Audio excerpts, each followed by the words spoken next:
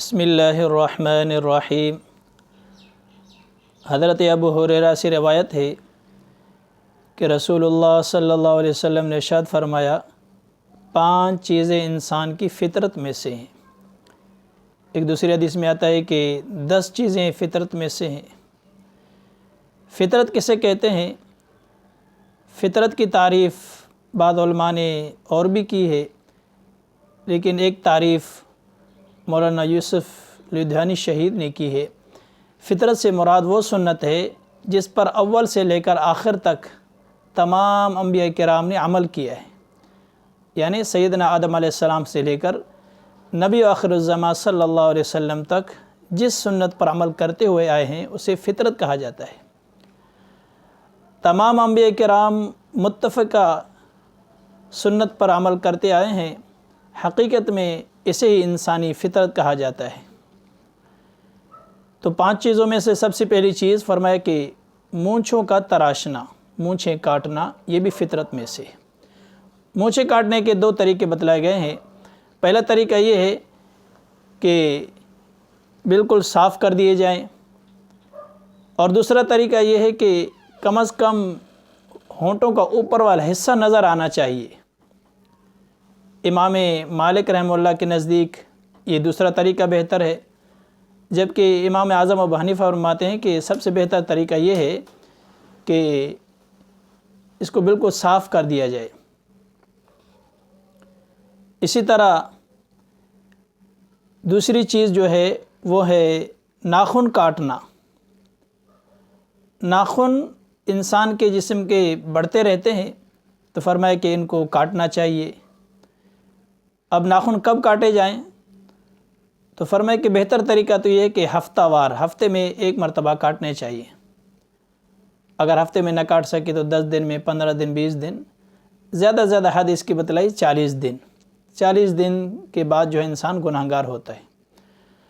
اور ناخن اگر بڑھ جائیں تو انسان ویسے بھی عجیب سا لگتا ہے، ایک جھنگلی درندہ سا لگتا ہے انسان۔ یہ ناخن رکھنا اچھی بات نہیں ہے، کیونکہ جتنے ناخن بڑھیں گے اس کے اندر میل کچیل بڑھے گی، اس کے اندر جراثیم آئیں گے۔ ظاہر ہے ان ہاتھوں سے ہم کھانا کھاتے ہیں تو اس سے جو ہے بیماریاں بھی پھیل سکتی ہیں۔ لیکن ہمارے معاشرے کے اندر آج کل ناخن بڑھانے کی ایک فیشن سمجھی جاتی ہے، ناخن بڑھائے جاتے ہیں۔ اصل میں یہ اچھی بات نہیں ہے ناخن بڑھانا، ان کو کاٹنا چاہیے۔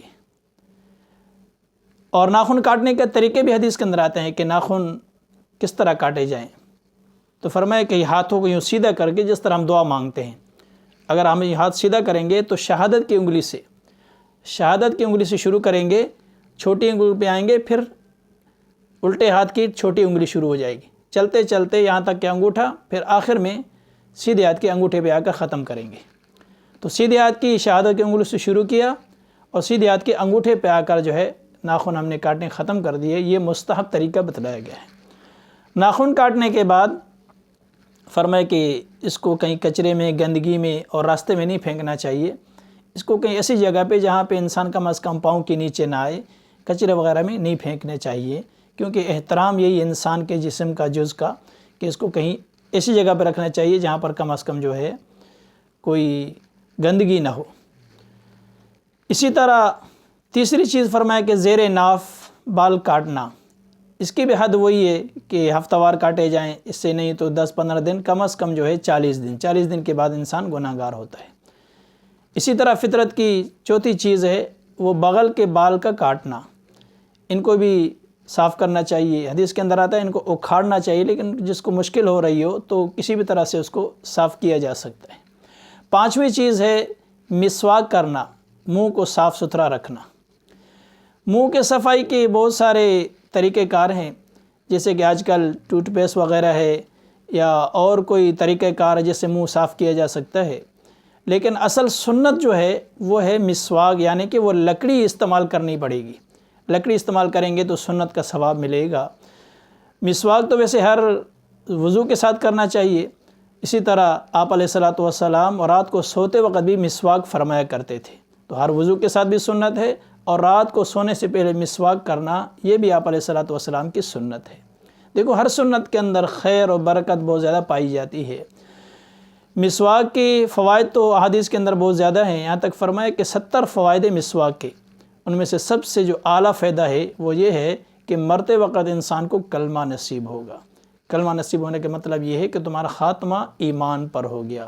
تو دیکھو بظاہر میں تو یہ سنت چھوٹی سی نظر آ رہی ہے ہمیں، لیکن اگر اس کی پابندی کریں گے تو فرمایا کہ اس سنت کی برکت سے ہمارا خاتمہ ایمان پر ہوگا۔